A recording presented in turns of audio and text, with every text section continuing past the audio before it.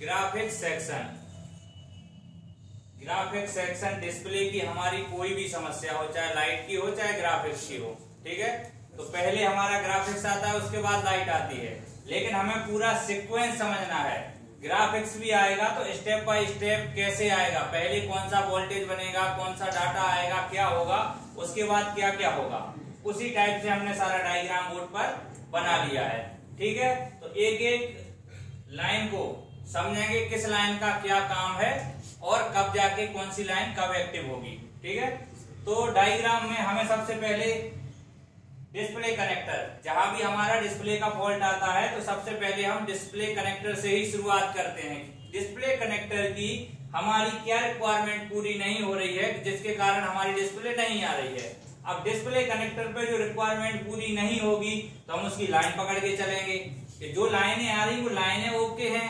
अगर लाइन सब ओके है फिर भी हमारी डिस्प्ले नहीं आ रही, फिर जाके हम उनका वोल्टेज सिग्नल डाटा जो अदर लाइनें होती हैं जिस आईसी से हमारी आ रही हैं, हम उसकी रिक्वायरमेंट देखेंगे कि वो आईसी हमारी एक्टिव हो रही या नहीं हो रही।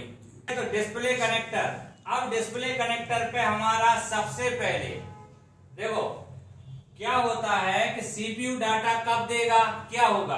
तो पहले हमारी डिस्प्ले आईडी मेन इंपोर्टेंट होती है, हमारी डिस्प्ले आईडी। अब डिस्प्ले आईडी भी कब काम करेगी, डिस्प्ले आईडी भी जब काम करेगी जब आपकी पावर आईसी से एक 1.8 का वोल्टेज आएगा, ठीक है। पावर आईसी से हमारा 1.8 का वोल्टेज आना जरूरी है, उसके बाद ही सारी हमारी प्रोसेस एक्टिवेट होगी। तो 1.8 वोल्टेज हमारा पहले आना इंपॉर्टेंट है। तो 1.8 वोल्टेज हमारा VIO डिस्प्ले कनेक्टर पे आ जाएगा। अब जैसे ही आप डिस्प्ले लगाएंगे तो डिस्प्ले आईडी से सीपीयू को पता लगेगा कि डिस्प्ले लग चुकी है, क्योंकि जब तक डिस्प्ले नहीं लगी है सीपीयू डिटेक्ट नहीं करेगा, तो ना तो वो लाइट आईसी को सिग्नल देगा और ना प्लस माइनस बनाने के लिए आपकी ग्राफिक्स आईसी को सिग्नल देगा कि आप जाके ऑन हो या वोल्टेज बनाए। वोल्टेज कब बनेगा, जब हमारी एलसीडी आईडी डिटेक्ट होगी, ठीक है। तो पहले हमारा वोल्टेज आ गया, एलसीडी आईडी डिटेक्ट होगी, सीपीयू को पता चला कि हाँ डिस्प्ले लगा हुआ है। अब डिस्प्ले लगा हुआ है तो जो हमारी MIPI की लाइन होती है, जो हमारी MIPI की लाइन होती है, इनसे हमारा डाटा आ जाएगा, ठीक है। इनसे डाटा आ जाएगा, ये किसी से नहीं पूछेगा, डाटा हमारा सीधा आ जाएगा। तो इस पे हमें कूल टेस्टिंग करना बहुत जरूरी है। कूल टेस्टिंग में हमारी ये ओके होना चाहिए, किसी लाइन में शॉर्टिंग लीकेज नहीं होनी चाहिए और किसी लाइन का ओपन नहीं होना चाहिए, ठीक है। ये लाइन हमें प्रॉपरली देख लेना है, ये लाइन है प्रॉपर देख लेंगे। अब देखिए इसमें डाटा क्लॉक, तो मतलब क्लॉक तो हमारी इंपॉर्टेंट है, क्लॉक के साथ ही हमारा डाटा आता है। तो MIPI की जो लाइनें हैं वे डिस्प्ले कनेक्टर तक हमारी ओके होना चाहिए।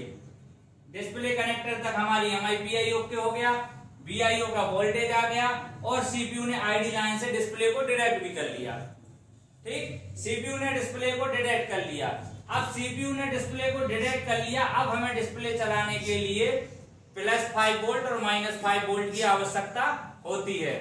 चाहे आपका OLED फोल्डर हो चाहे आपका TFT फोल्डर हो, दोनों में ही हमें प्लस माइनस वोल्टेज की आवश्यकता पड़ती है। डिफरेंस होता है तो सिर्फ लाइट का, लाइट के वोल्टेज और लाइट का डिफरेंस होता है, बाकी हमारे प्लस माइनस वोल्टेज दोनों में ही आते हैं। तो अभी हमें चाहिए plus minus voltage VSN VSP हमें चाहिए। तो VSN VSP कौन बना रहा है, हमारे इस मोबाइल में लगी है PMI 632, तो हमारी 632 आईसी VSN VSP बनाएगी। अब 632 आईसी VSN VSP बनाएगी तो उसकी भी कुछ रिक्वायरमेंट होगी, उसकी भी कुछ रिक्वायरमेंट रहेगी जो कि प्लस माइनस वोल्टेज आउट करेगी। तो उसके लिए एक स्विचिंग के लिए कॉइल लगी है और कॉइल पे हमें VPH वोल्टेज चाहिए।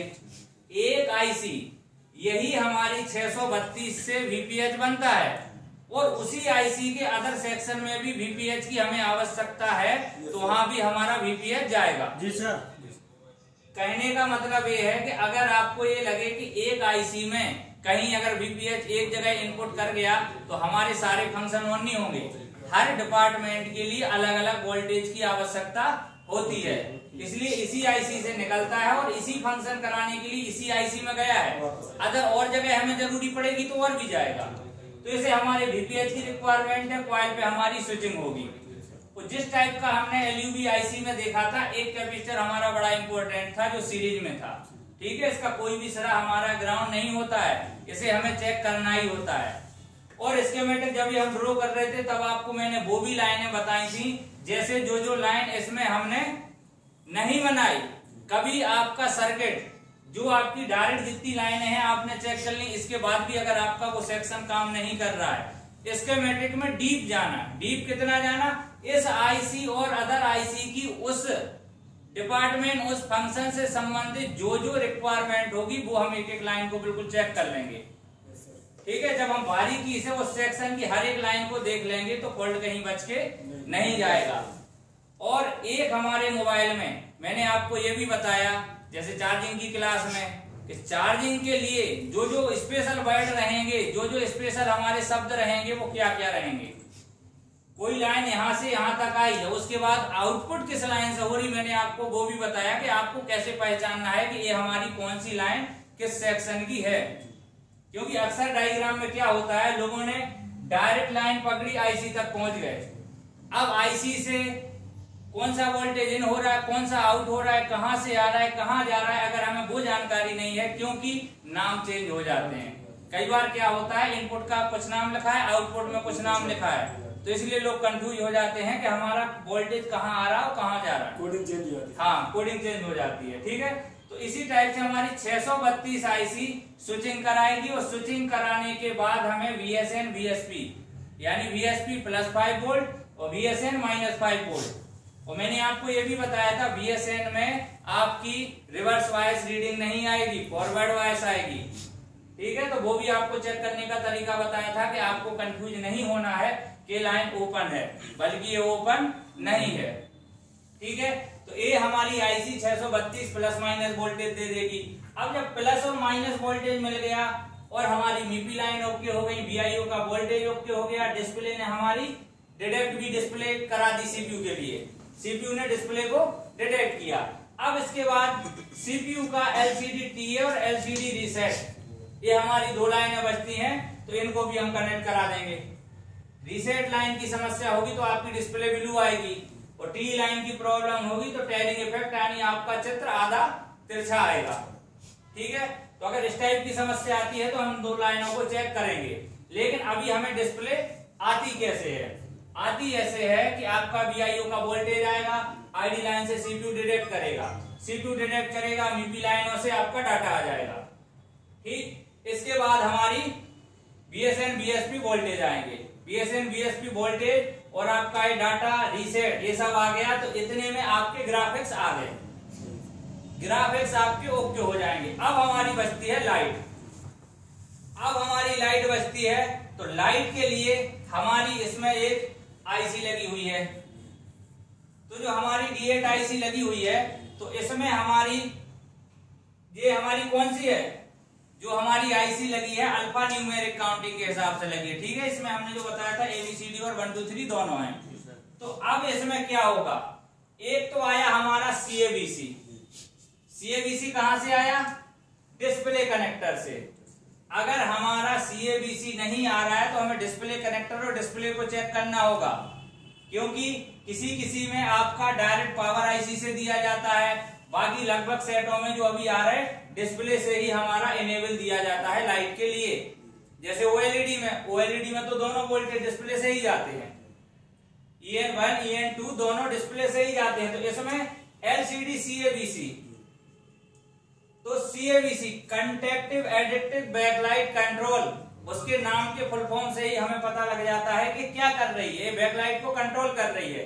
तो ये हमारी कंट्रोल कराने वाली लाइन हमारी लाइट आईसी में पहुंच जाएगी। अब लाइट आईसी की क्या रिक्वायरमेंट है? अब लाइट आईसी की भी रिक्वायरमेंट है कि इसको भी VPH चाहिए, स्विचिंग के लिए एक कॉइल लगी हुई है, और हमारा डायोड, जैसा अदर में लाइट सेक्शन था सेम टू सेम वही, कॉइल, डायोड, और डायोड के बाद कैपेसिटर, और वो हमारी सीधी लाइन आएगी और डिस्प्ले कनेक्टर पे पहुंच जाएगी। अब डिस्प्ले कनेक्टर से K1 K2 भी हमारी आईसी में कनेक्टेड होंगे।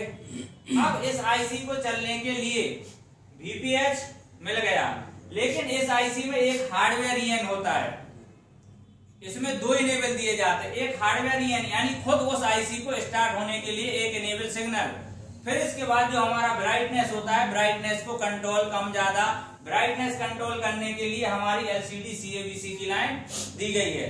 किसी किसी में हार्डवेयर ईएन नहीं होता है, अकेला एक सीएबीसी दे देते हैं तो उसी से सारा हमारा कंट्रोल होता है।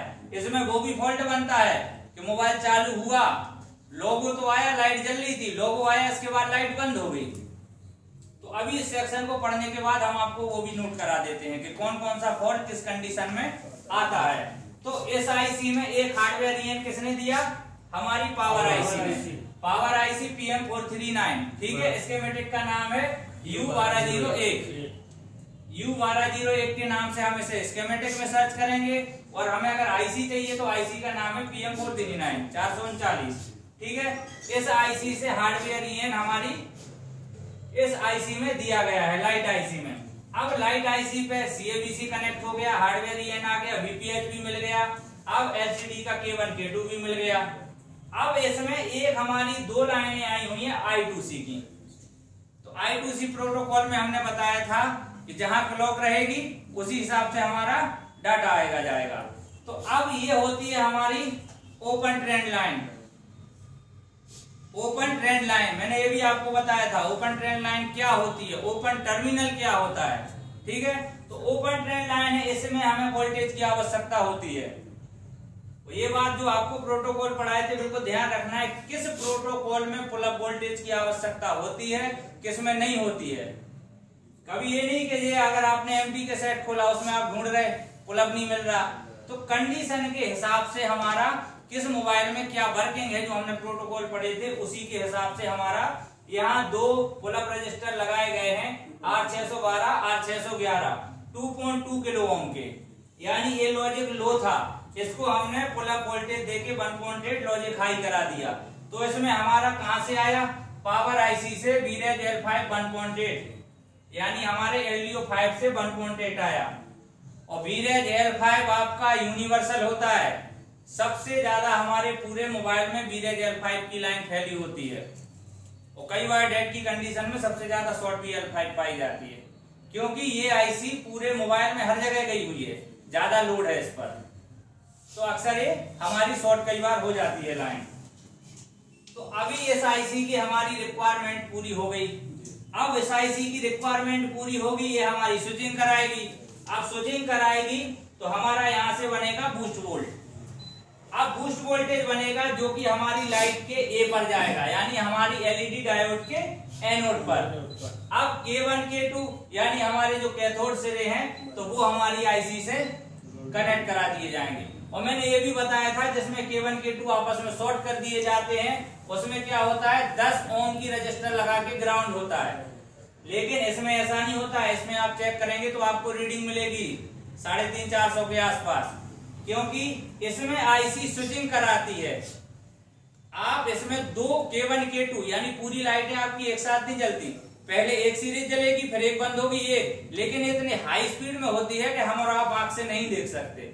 फिर भी लेकिन आप देखना चाहें तो एक K1 को काट दीजिए तो थोड़ा सा लाइट में आपको झिलमिलाते हुए लाइट नजर आएगी, ठीक है। तो ये हमारी लाइट की प्रोसेस। पहले हमारा ग्राफिक्स आपको बिल्कुल दिमाग में बैठा लेना है। मैं एक बार और इसका सीक्वेंस बताता हूं कि कैसे हमारा ग्राफिक्स आएगा, फिर जाके कब हमारी लाइट आएगी। तो पहले हमारा क्या, हमें BIO का 1.8 वोल्टेज चाहिए। जब तक 1.8 वोल्टेज नहीं आएगा हम कोई चीज चेक ही नहीं करेंगे। फर्स्ट रिक्वायरमेंट है हमारी BIO 1.8 आना ही चाहिए, उसके बाद हम कुछ चेक करेंगे, ठीक है। BIO वोल्टेज आ गया और MIPI लाइनों की आप कूल टेस्टिंग कर लेंगे तो कूल टेस्टिंग में ही क्लियर हो जाता है कि लाइन ओके है। ज्यादातर इन्हें हॉट टेस्टिंग की हमें जब आवश्यकता पड़ती है, जब इस साइड के सारे वोल्टेज बन रहे तो फिर हम इनकी हॉट टेस्टिंग भी करते हैं, इसमें मिली वोल्ट में वोल्ट मिलता है। फिर भी अगर हमें डाउट होता है तो हम DSO से इसका डाटा भी चेक कर लेते हैं आ रहा है कि नहीं। तो MIPI लाइन ओके हो जाएगी, BIO वोल्टेज ओके हो गया, और ये आपकी LCD ID की जो लाइन है, ID से CPU ने डिटेक्ट कर लिया कि डिस्प्ले लगी है, अब हमें प्लस माइनस वोल्टेज को एक्टिवेट कराना है, ठीक है। तो प्लस माइनस हमारे VSN VSP PMI 632 से यहाँ आएंगे। अब जब तक हमारे VSN VSP नहीं बनेंगे, इसके बाद हम आगे की प्रोसेस चेक ही नहीं करेंगे। फर्स्ट स्टेप VIO आना चाहिए। इसके बाद हम आगे बढ़ेंगे। MIPI लाइन और ID लाइन हमारी ओके है। इसके बाद हम VSP VSN को चेक करेंगे। VSP VSN अगर हमारे नहीं आते हैं तो हम PMI 632 IC की वो रिक्वायरमेंट देखेंगे जो VSN VSP बनाने के लिए जिम्मेदार है। वो कौन सी रिक्वायरमेंट हमारी पूरी नहीं हो रही कि IC हमारे वोल्टेज को आउट नहीं कर रही है। कभी भी आपको डायरेक्ट IC नहीं बदलना है, IC की आपको रिक्वायरमेंट देखना है। IC खराब है कि नहीं, उसका इनपुट क्या क्या है, उसे चलने के लिए पहले रिक्वायरमेंट क्या है। अगर उसको चलने वाली सारी रिक्वायरमेंट पूरी हो गई तो वह हमें आउटपुट जरूर देगी। अगर इसके बाद भी आउटपुट नहीं दे रही तब जाके हम IC चेंज करेंगे।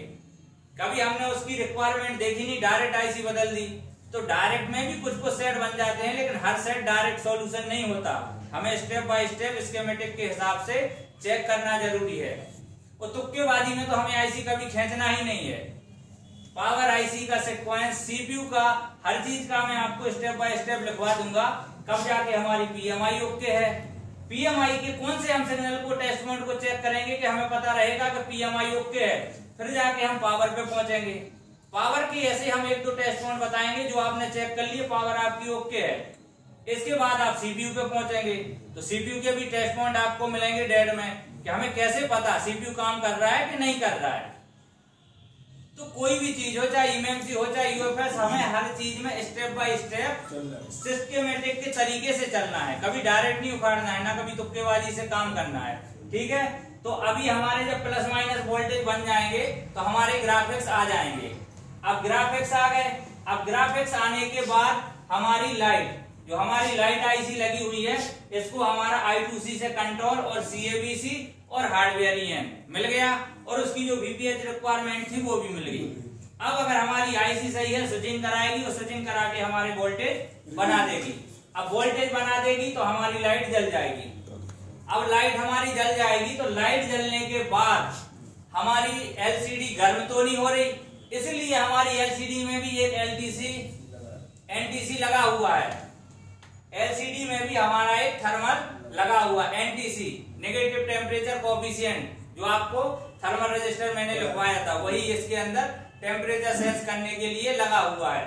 तो इस थर्मल की वजह से भी फॉल्ट आता है। तो कौन फॉल्ट कहां कहां से आते हैं, हम वो फॉल्ट भी आपको लिखवा दे रहे, लेकिन जो मैंने वे बताया है, इस वे को आपको ध्यान में रखना है। जैसे आपका मैंने बोला VIO इम्पोर्टेंट है, पहले उसे चेक करना है। अब VIO आपने चेक नहीं किया, आप डायरेक्ट लाइट चेक कर रहे हैं, तो ये कोई तरीका थोड़ी होता है। हमें स्टेप बाय स्टेप चलना है कि पहले हमारा कौन सा वोल्टेज बनना चाहिए, इसके बाद कौन सा बनेगा। ऐसे अगर हम कहीं का कहीं चेक करेंगे तो हमारा फॉल्ट नहीं मिलेगा, 10 मिनट के काम में 2 घंटे लग जाएंगे। ठीक है, तो ऐसे ही स्टेप बाय स्टेप आप लोगों को चेक करना है।